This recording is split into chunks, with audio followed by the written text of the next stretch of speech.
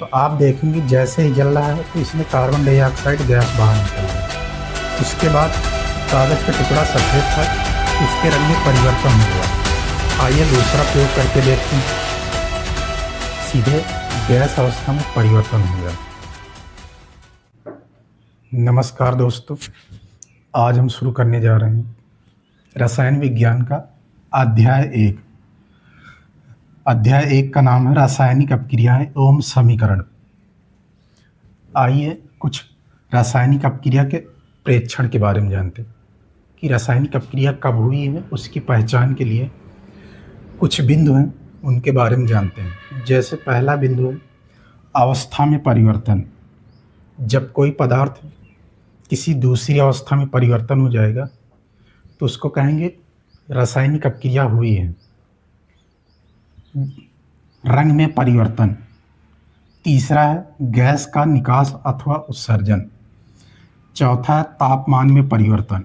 अगर ये सभी परिवर्तन हो रहे हैं तो इसका मतलब वहाँ रासायनिक अपक्रिया में परिवर्तन हो रहा है। आइए एक प्रैक्टिकल के माध्यम से समझते हैं। मैंने एक कागज़ का टुकड़ा लिया, अब इसको हम जलाने जा रहे हैं। इससे पता करेंगे कि रासायनिक अपक्रिया हुई है कि नहीं। ये देखिए, मैंने कागज़ का टुकड़ा जला दिया तो आप देखेंगे जैसे ही जल रहा है तो इसमें कार्बन डाइऑक्साइड गैस बाहर निकल रही है। उसके बाद कागज़ का टुकड़ा सफ़ेद था तो इसके रंग में परिवर्तन हो गया। जैसे ही मैंने तापमान दिया तो यानी कि इसमें देखेंगे कि चारों अवस्थाएं परिवर्तन हो रही। पहला रंग में परिवर्तन हो रहा है, गैस का निकास हो रहा है, तो तापमान में परिवर्तन हो रहा है। यानी कि यह कागज़ का जलना एक रासायनिक परिवर्तन है। आइए दूसरा प्रयोग करके देखते हैं। ये एक कपूर है। इस कपूर को जलाएंगे तो देखिए क्या क्या परिवर्तन होता है।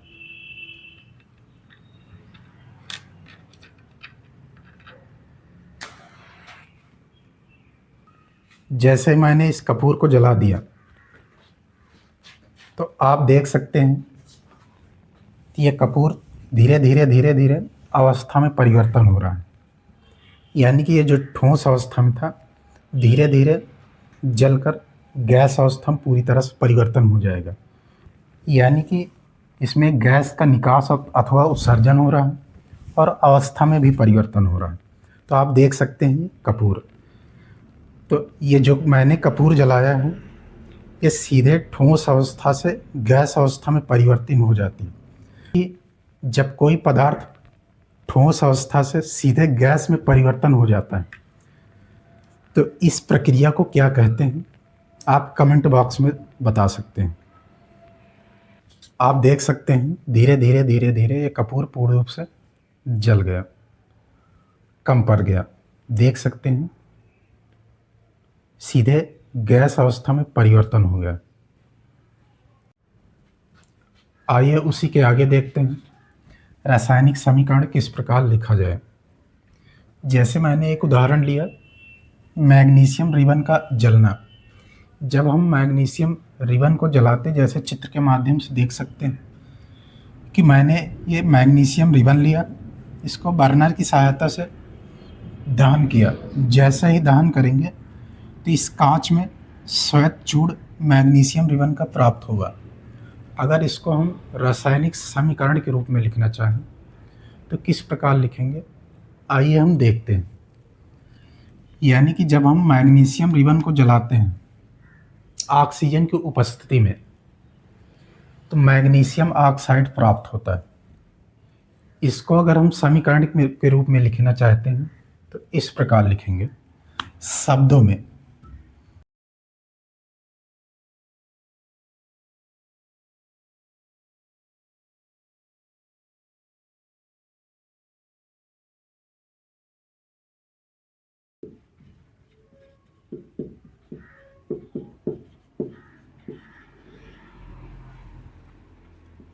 ऑक्सीजन की उपस्थिति में दहन करने पर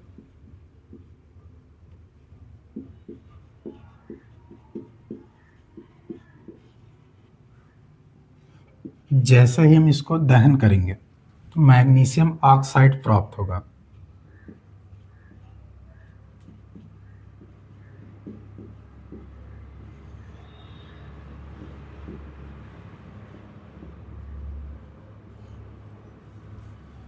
लेकिन हम अगर इसी प्रकार हम कॉपी में लिखेंगे तो ये बहुत बड़ा हो जाएगा। तो इसके लिए हम आगे प्रतीक चिन्ह के रूप में लिखेंगे रासायनिक समीकरण। ये सब लिखना बहुत ही लेंदी हो जाएगा, इसलिए हम इसको रासायनिक समीकरण को इनके प्रतीक चिन्हों के रूप में लिखेंगे तो वो आसान हो जाएगा। आप देख सकते हैं इसमें मैग्नीशियम को ऑक्सीजन की उपस्थिति में दहन करने पर मैग्नीशियम ऑक्साइड प्राप्त हुआ। तो इनको हमने शब्दों के रूप में रासायनिक समीकरण के रूप में लिख दिया। मैग्नीशियम प्लस ऑक्सीजन, तीर का निशान लगाया, मैग्नीशियम ऑक्साइड प्राप्त हुआ। यानी कि अगर हम इसको संपूर्ण प्रक्रिया में देखते हैं, जैसा कि मैंने अभी उदाहरण बताया है कि मैग्नीशियम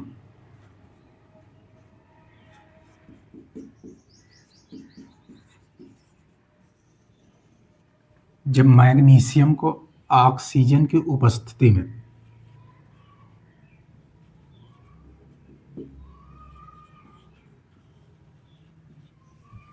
दहन किया जाता है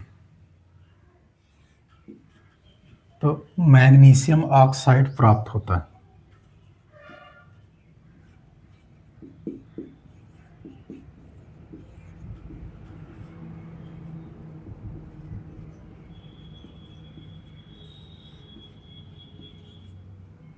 मैग्नीशियम ऑक्साइड प्राप्त होता है। तो इसको समीकरण के रूप में लिखने के लिए ये मैग्नीशियम प्लस ऑक्सीजन मिलकर मैग्नीशियम ऑक्साइड प्राप्त हुआ है। यानी कि ये दोनों अभिकारक हैं।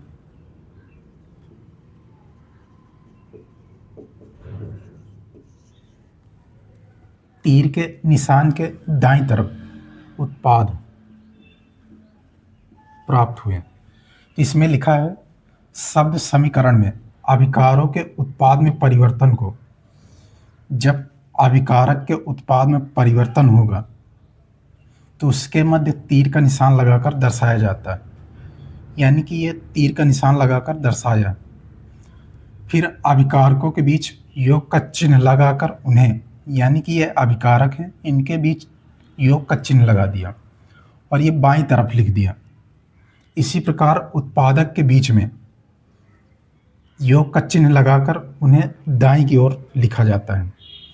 तीर का सिरा उत्पाद की ओर होता है। देख सकते हैं उत्पाद है, उत्पाद, तीर का सिरा उत्पाद की तरफ है तथा यह अभिक्रिया होने की दर्शाता है, यानी कि यह अभिक्रिया हुई है यह दर्शाता है।